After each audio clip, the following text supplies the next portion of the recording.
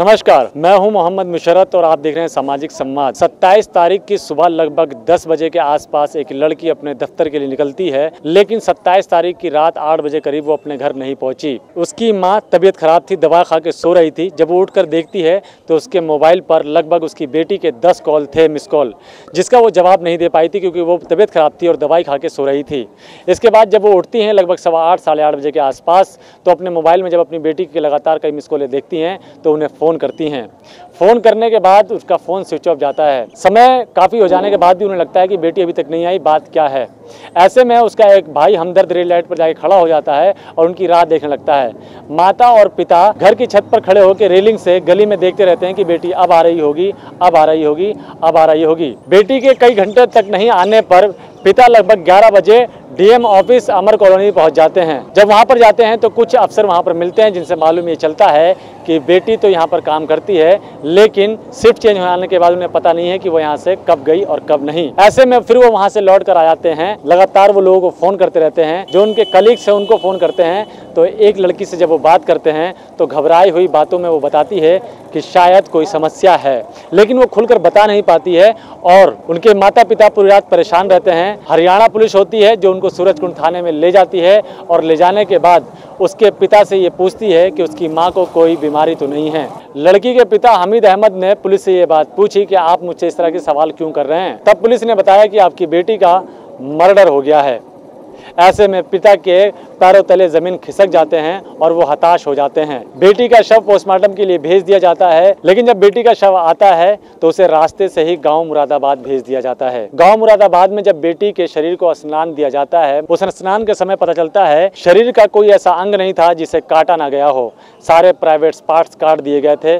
उसके गर्दन को काट के शरीर से अलग कर दिया गया था। सबसे बड़ा सवाल यह है कि लड़की कुंवारी थी, लड़की की कोई भी शादी नहीं हुई थी। परिवार वाले स्पष्ट रूप से ये बता रहे हैं कि लड़की कुंवारी थी जिसकी उम्र लगभग 21 साल है और उसकी कहीं भी शादी नहीं हुई थी, लेकिन मर्डर करने वाला ये बताता है कि वो उसका पति है। लड़के को जेल भेज दिया गया है। पुलिस अभी एफआईआर करने के बाद उसकी पूरी जांच कर रही है, लेकिन परिवार वालों को संतुष्टि अभी भी नहीं है क्योंकि मर्डर हो जाने के बावजूद भी अभी कई ऐसे नाम सामने आ रहे हैं जिनके ऊपर शक है।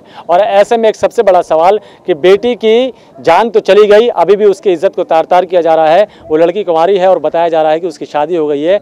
मर्डर करने वाला व्यक्ति ये बोलता है कि वो उसकी पत्नी है।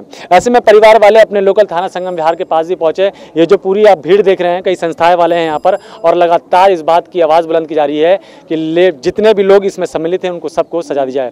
परिवार वालों से भी बात करेंगे और जो कुछ लोग उनके संपर्क में उनके सहयोग के लिए उन सभी से बातचीत करेंगे और समझेंगे पूरा मामला। आइए बात करते हैं। ये वही भीड़ है जो मैं अभी काफ़ी देर से आपको दिखा रहा हूँ, एक बेटी के इंसाफ के लिए, जिसको जीते जीते मार दिया गया, लेकिन मरने के बाद भी उसकी इज्जत को तार तार किया जा रहा है। लगातार उसके ऊपर आरोप लगाए जा रहे हैं। उसके साथ उनके माता पिता खड़े हैं और इस लड़ाई में सहयोग करने के लिए सर्व समाज के सभी लोग यहाँ पर मौजूद हैं। नेतागण हैं, सोशल वर्कर हैं, महिलाएं हैं, बूढ़े हैं, तमाम लोग यहाँ पर मौजूद हैं और इस बात की मांग कर रहे हैं कि उस बेटी को इंसाफ मिलना चाहिए। उस बेटी की इज्जत को जो तार तार कर रहे हैं उन लोगों को फांसी देनी चाहिए। आपने निर्भया कांड दिल्ली के अंदर देखा होगा। इसी दिल्ली के अंदर एक ऐसा कांड होता है कि उसके एक लड़की के साथ इतना दुर्व्यवहार किया जाता है कि राक्षस या जानवर भी इस तरह की हरकत ना करे, लेकिन एक बेटी के साथ ऐसी हरकत की जाती है। वही 27 अगस्त को एक और घटना दोहराई गई। राबिया नामक लड़की, लगभग उसकी उम्र 21 साल थी और उसको भी उसके शरीर में इतने चाकुओं के निशान पाए गए हैं। उसके गर्दन को उसके धड़ से अलग कर दिया गया, उसके सभी प्राइवेट पार्ट्स को काट दिए गए। ऐसी निर्मम हत्या करी गई है जिसके लिए देश शर्मसार है। सबसे पहले उनके पिताजी यहाँ पर खड़े हैं। माताजी की तबीयत काफी खराब है, लेकिन फिर भी वो यहाँ पर मौजूद हैं। लेकिन हम उनके पिताजी से बात करेंगे, आखिर क्या था पूरा मामला। 27 अगस्त की रात जब बेटी वापस नहीं लौटी तो एक पिता ने उसके बाद क्या किया। क्या नाम है आपका? समीद अहमद। जब मैं अपनी ड्यूटी से आया, आके मैंने देखा तो मैंने अपनी घरवाली से बोला कि साबिया नहीं आई है, उसका कॉल तो करो। तो जब राबिया, तो इसने मोबाइल उठाया। इसकी तबीयत ख़राब थी, इन्हें दवाई खाकर लेट गई थी। तो छोटी बच्ची खाना बना रही थी। उन्होंने जब फ़ोन देखा तो 7:45 बजे के टाइम उसकी कॉल आई थी। जब वो कॉल देखी उन्होंने, उसके बाद में फ़ोन करा वापसी तो स्विच ऑफ चला गया। जब स्विच ऑफ चला गया तो हमें वो हो गया कि यार कोई ना कोई बात है, कोई घटना हो गई है। तो हम फिर इधर उधर छत पे से देखते रहे। लड़के को मैंने जामिया हमदर्द पे खड़ा कर दिया, क्या इसको देखिए 10:30 बज गए, लड़की का वो है, डर न जाए।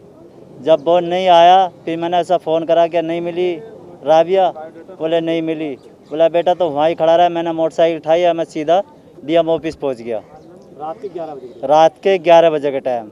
वहाँ जाकर मैंने बोला उनसे, वहाँ पे गार्ड थे, उनसे बोला, मैं बोले जी इस नाम की लड़की है क्या? मैंने अपना मोबाइल का फ़ोटो दिखाया, बोला हाँ है। तो वो बोले क्या ये आप सुबह को आई हो? जो रविंदर मेहरा है, उन्हें पुलिस ने ठा लिया है। तो मैं बोला जी अब क्या होगा, क्या आप सुबह को आइए। फिर मैं आया घर, मुझे 12 बज गए। फिर मेरी घरवाली आगे बोली कि मैं वहाँ जाती हूँ, जो पूरा इनका स्टाफ है जगह जगह लड़की का। अच्छा, उनके कलीग जो उनके साथ? हाँ, जो उनके साथ में काम करते हैं। तो मेरी घरवाली वहाँ गई 12 बजे, 12:30, 1 जी वहाँ 2 बज गए। फिर उस लड़की का पता निकाला, उसने फ़ोन करा। फिर बाकी जो हालात हैं वो मम्मी को बताए गए। मम्मी इस बात को बताएंगी। मम्मी के हालात नहीं, लेकिन आप तक सबके पास खबर पहुंचे, इसलिए हम इनसे बातचीत कर रहे हैं। क्या हुआ था फिर उसके बाद? फिर हम उनके घर पे गए। जाने के बाद में हमने गेट खटखटाया नेहा का, तो नेहा ने मतलब गेट खोला। नेहा आपकी बेटी राबिया के साथ काम करती थी? हाँ, उसी ऑफिस में हाँ, मतलब उसी ऑफिस में करते थे। तो फिर नेहा बोले, हमने कहा बेटा नेहा आप आ गए? बोले कि हाँ। हम क्या हमारी राबिया नहीं आई हैं? तो बोले कि नहीं वो आई नहीं है अभी। मैंने बेटा नहीं, अगर आ जाती तो हम आपके घर पे क्यों आते इतने टाइम? तो फिर बोली कि ठीक है आप टेंशन मत लो। वो रोने लगी। फिर उन्होंने जगह जगह को कॉल करने लगी। फिर उन्होंने ज्योति नाम की लड़की को एक कॉल की। कॉल करने के बाद में फिर उन्होंने उठाया फ़ोन। तो बोली कि है ना, हाँ नेहा बताओ कि उन्होंने कहा नेहा ने कि अभी राबिया घर पे नहीं पहुंची है। बोले कि फिर कहाँ गई? अरे आ जाएगी, कोई बात नहीं है। फिर बोले कि उनके अपनी मम्मी से बात कराओ। तो उन्होंने अपनी मम्मी को फ़ोन दिया। बोले कि हाँ आंटी कि रिकॉर्डिंग पे तो नहीं है फ़ोन। अच्छा। तो बोले कि नहीं क्या बोला? ज्योति कहती हैं कि रिकॉर्डिंग पे तो है नहीं है फ़ोन। तो रिकॉर्डिंग पे फ़ोन लगा रखा था नेहा ने, मतलब उनको बताया नहीं था ज्योति को। तो जब उन्होंने फ़ोन अब बात करी तो फिर हमसे बात करी उन्होंने। तो बोली कि आंटी रिकॉर्डिंग पे तो नहीं है। मन के नहीं बेटा रिकॉर्डिंग पे नहीं है, हमारी राबिया नहीं आई है। फिर वो बोली कि आप ऐसा करो, सेफ्टी लड़की आपकी बेटी जो है सेफ्टी है, और सुबह तक लो आ जाएंगी या किसी भी टाइम पे वो आ जाएंगी। और वो मेहरा सर को उठा के ले गए हैं, तो पूछताछ के लिए राबिया को ले जाया जाएगा। वो ले गए हैं पूछताछ के लिए राबिया को। और आप टेंशन मत लीजिए, आप घर पे जाओ, सेफ्टी है, और आप जाके खाना खाइए। अच्छा, ये बात हाँ। आपको ज्योति ने बताया। आपको कब पता चला कि जो आपकी बेटी राबिया के साथ ऐसा सब हो गया है? फिर हम सुबह उठ के गए थे उनके घर पे। किनके घर पे? उनके नेहा के। अच्छा, आप सुबह उठ के फिर गए उनके घर पे? हाँ जी। फिर क्या हुआ? फिर हम सुबह गए तो हम वो सो रहे थे। फिर हमने गेट खटखटाया। फिर उन लोगों ने खोला तो बोले कि अभी हम सो के उठे हैं, तुम आप पहुँचो, चलो हम बाद में आते हैं। कहाँ पहुँचो? मतलब डीएम ऑफिस। अच्छा। तो अब चलो हम आते हैं। तो हम मतलब हमारे पास हेलमेट नहीं था, कैसे हम घर आए? तो हमारे घर पे एसओ साहब, दरोगा साहब और एचओ साहब हमारे घर से पूछताछ करके निकल चुके थे कि राबिया वहाँ के सूरजकुंड के जी सूरजकुंड के ऑफिसर आपके यहाँ आए थे जी। और आपके यहाँ से पूछताछ करके चले जी। गए। हाँ, तो फिर वो हमें रास्ते में मिले। अच्छा, फिर वो रास्ते में मिल गए? जी। फिर उसके बाद? तो फिर ये मतलब इन्होंने बात कर रहे थे कि हम डीएम ऑफिस जा रहे हैं। तो बोले कि उन्होंने बोला कि आप राबिया के पापा हो? कि जी। अच्छा, आपसे फिर बात हो रही थी? क्या बात हुई आपसे? मुझसे बोले कि ऐसा आप राबिया के पापा हो? मैं हाँ जी। मेरी लड़की कहाँ है? क्या वो सूरजकुंड थाने में आ जाओ। तो हम दोनों मियाँ बीवी सूरजकुंड थाने में चले गए मोटरसाइकिल लेकर। फिर उन्होंने बोला कि ऐसा है, तुम्हारी घरवाली को कोई परेशानी तो तकलीफ़ तो नहीं है? मैं बोला जी हाँ बीपी हाई होता है। बोला इन्हें एक तरफ बिठा दो। तो मैंने इन्हें एक तरफ बिठा दिया। उसके बाद मुझे ले गए, ले जाकर बोले कि तुम्हारी लड़की का मर्डर हो गया है। बोला जी किसने करा है? तो क्या निजामुद्दीन ने करा है, वो सिलेंडर हो गया है, कलंदी कुंज चौकी में हाजिर हो गया है। तो मैं इसको फिर पहुँचाना आ गया घर। वो बोले कि 2-3 आदमी को ले आओ। मैं 2-3 आदमियों को ले गया, अपने मालिक को ले गया, एक और किराएदार है वो भी गए, मेरा लड़का गया, मैं गया। वहाँ जाकर 2-2:30 बजे तक लोग कागज़ बनाए उन्होंने। कागज़ बना कर क्यों मैं बेहोश हो गया था, मुझे फिर पता नहीं, मुझे तो उन्होंने मकान मालिक ने एक तरफ को बिठा दिया, बाकी वो बातें करते रहे, लिखते रहे जो भी है। फिर वो जुम्मे का वक्त हो गया था, फिर वो नमाज़ पढ़ना चले गए, फिर उनके इंतज़ार में रहे। फिर वहाँ से बैठ कर वो पुलिस वाले हमें फिर वहाँ ले गए सरकारी, फरीदाबाद में सरकारी हॉस्पिटल है, वहाँ जाकर फिर पोस्टमार्टम हुआ। 1-1.5 घंटे में पोस्टमार्टम करके और हमारे हाथ में एम्बुलेंस करा कर और हमें कह दिया कि तुम जाओ। हाँ बताइए, उसके बाद क्या हुआ था?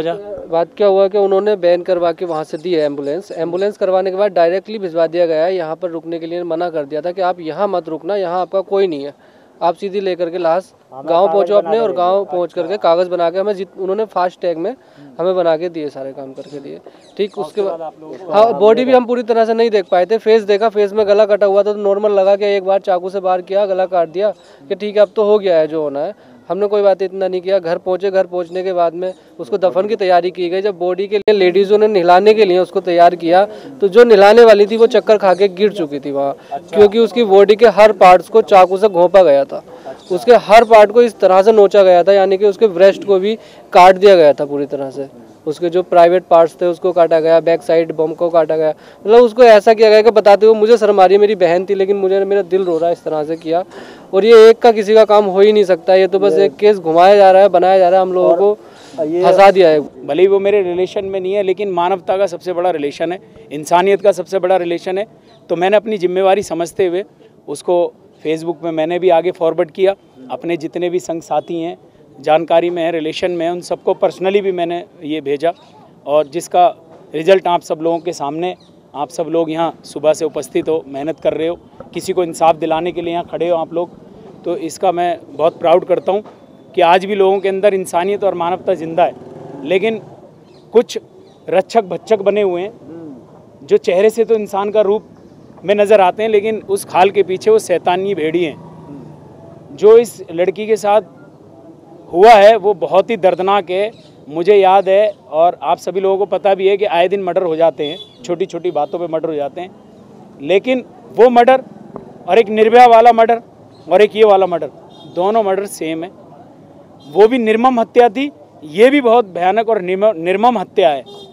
और हत्या के बाद सबसे बड़े दुख की जो बात है मुशर्रत भाई, वो ये है कि मुलजिम अरेस्ट होता है और मुलजिम कहता है कि उस लड़की से मैं शादीशुदा हूँ, यानी कि शादी कर रखी है मैंने, और उस चीज़ को पुलिस महकमा भी आगे फॉरवर्ड कर देता है मीडिया के माध्यम से। अगर कोई भी व्यक्ति किसी पे कोई भी बक्तम कह देता है कि मैं फलां का हस्बैंड हूँ या फलां मेरी वाइफ है, तो क्या आप मान लोगे? एक मुलजिम जिसने मर्डर किया है वो कहता है कि मेरी वाइफ थी वो। आप किसी एक पद पे हो, एक भारी भरकम पद पे हो, पुलिस महकमे से हो, SHO आप इसको आगे कंट्रीब्यूट क्यों कर रहे हो भाई? आगे क्यों दे रहे हो? आगे फॉरवर्ड क्यों कर रहे हो? या तो आपने उसको देख लिया, उसके प्रमाण देखे हो कि हाँ भी वाकई वो हस्बैंड है उसका, ठीक है, तो उसकी हत्या शारीरिक तौर पे तो हुई है, उसके बाद आत्मा के तौर पे, रूह के तौर पे उसको, जब तक उसको निश्चित रूप से पूर्ण रूप से पूरा इंसाफ नहीं मिलेगा, इसके अंदर और लोगों की भी इन्वॉल्वमेंट है, ये अकेले निज़ाम का काम नहीं है, इसके अंदर और इन्वॉल्वमेंट लोग हैं, वो भी अरेस्ट होनी चाहिए, वो भी जेल जानी चाहिए, उनको भी फांसी के तख्ते पे लटकाना चाहिए, तब जाकर के इस लड़की को इंसाफ मिलेगा। और ये बात स्पष्ट होनी चाहिए कि वो लड़की शादीशुदा नहीं थी। पूरा गांव, पूरा उसका रिश्तेदार, उसका पूरा खानदान ये बताने के लिए तैयार है कि वो लड़की कुंवारी थी।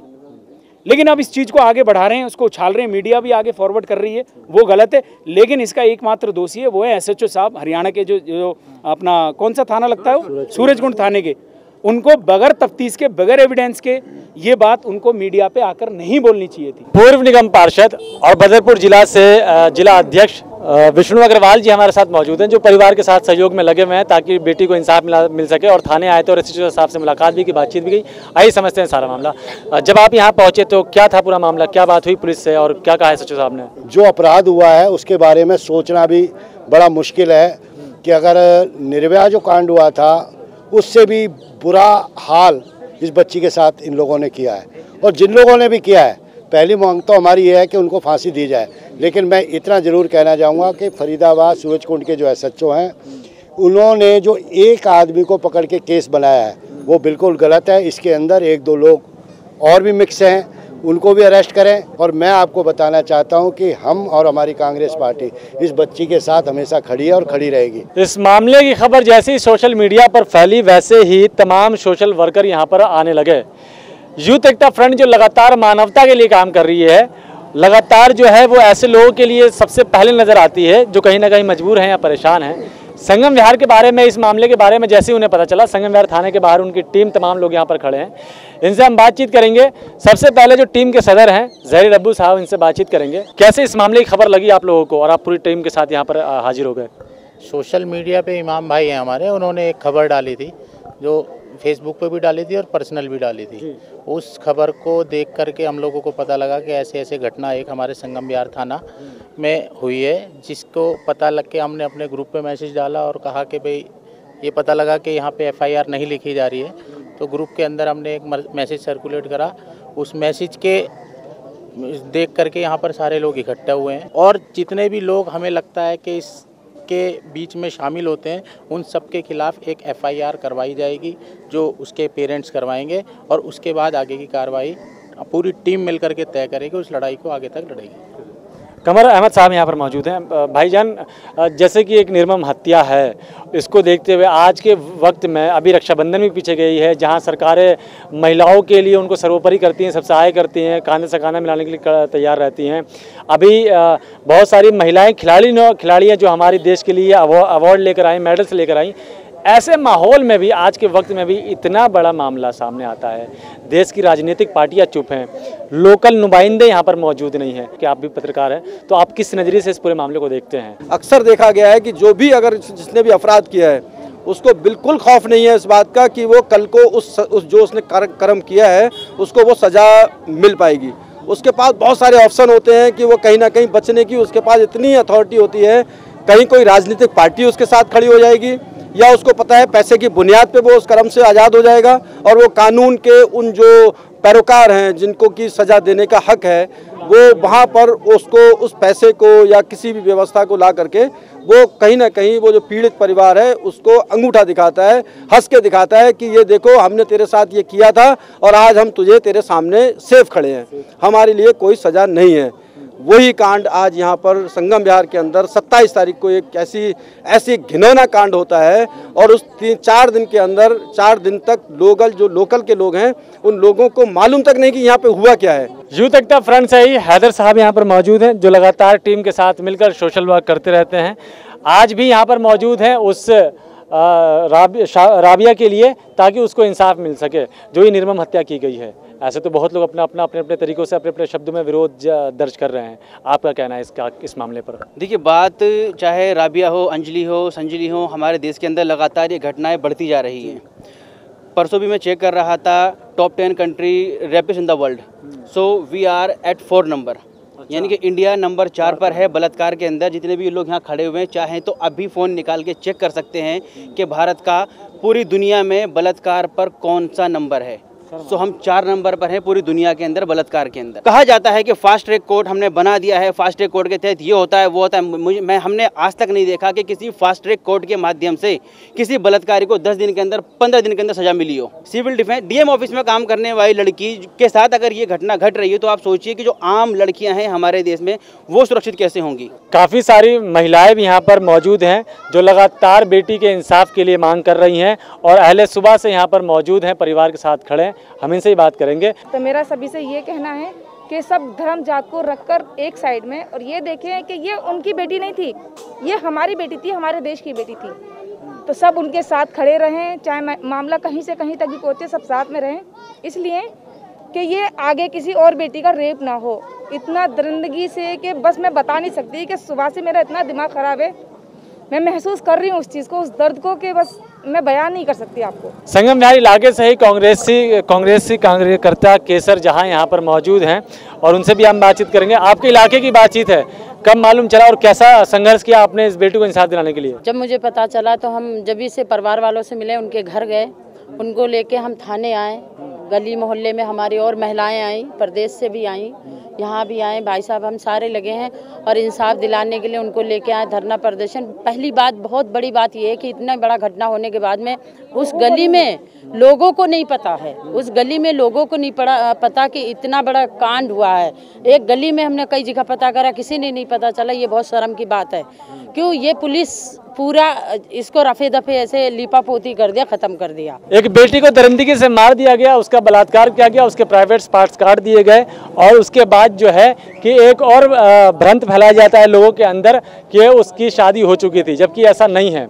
कोई भी मुजरिम आगे कुछ भी कह दे, उसको पुलिस चला दे, ये सबसे बड़ा गुनाह होता है कि अगर एक लड़की की जान गई है उसके बावजूद भी उसको बख्शा नहीं गया, उसकी इज्जत को तार-तार किया गया है। सोचिए कि अब उसके परिवार वाले किस प्रकार से समाज में ये बता पाएंगे कि उनकी बेटी की हत्या हुई है और वहीं लोगों के बीच में ये बताया जा रहा है कि उनकी बेटी ने तो बाहर शादी कर ली थी, जो अफवाह उड़ी पड़ी है।